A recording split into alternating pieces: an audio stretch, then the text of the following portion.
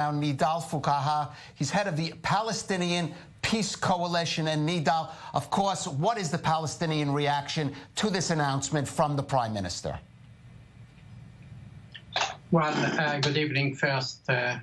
Actually, there were Palestinian reactions, or specifically from the Palestinian Prime Minister, but I can speak generally, actually, by making such a statement and announcement from the Israeli Prime Minister, and by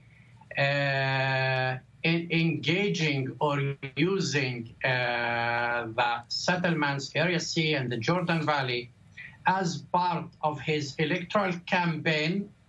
This means that Netanyahu is trying to close the already remaining narrow window for reaching a peaceful settlement for the Israeli-Palestinian conflict.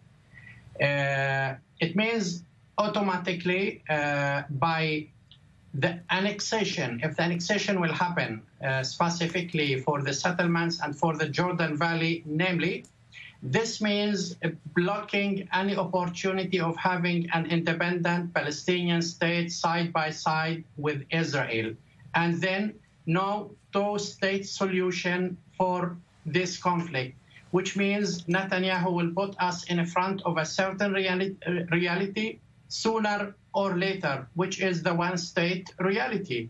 And in this regard, actually, I'm questioning whether such a reality also will be for the interest of Israel and the Israelis or not. Definitely, such a reality which Netanyahu is trying to push us Palestinians and Israelis into, directly also derived from a certain personal ambitions, mainly within his race towards the Knesset and the premiership.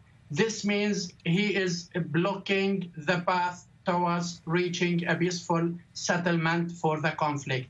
On the long run, I doubt that Israel will be able to endure the consequences of such a decision or announcement, given the demographic component. Nidal, on the flip side, where does the Palestinian Authority stand now in general? Because we know that Palestinians have little to zero contact with the White House. So if and when this peace plan or vision for peace is indeed released after the Israeli election, on the Palestinian side, will the White House have anyone to talk to? We know there is always somebody to talk to on the Palestinian side. If the White House and if the American administration are really realistic and are really interested in mediating between the Palestinians and the Israelis, and if they are sticking to even up to a certain level to the terms of reference of the Middle East peace process, definitely they will find tomorrow morning the Palestinians willing to speak. But if the Americans will insist on a certain paradigm, which is the economic peace, and which in a way or another trying to legitimize and to establish certain realities on the ground based on a certain decisions made by the Israeli government, then definitely the Palestinians will not deal with the Americans, because it is clear that the Americans are taking adopting the Israeli position when it comes to the Middle East peace process and when it comes to the Palestinian-Israeli relationship. We saw what happened in Jerusalem. We saw what happened in some other places.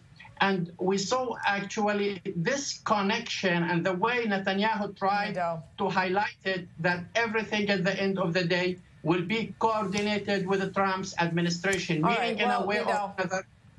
Of course, at this point, everything really is theory and speculation until we actually see what is in the political part of this vision for peace.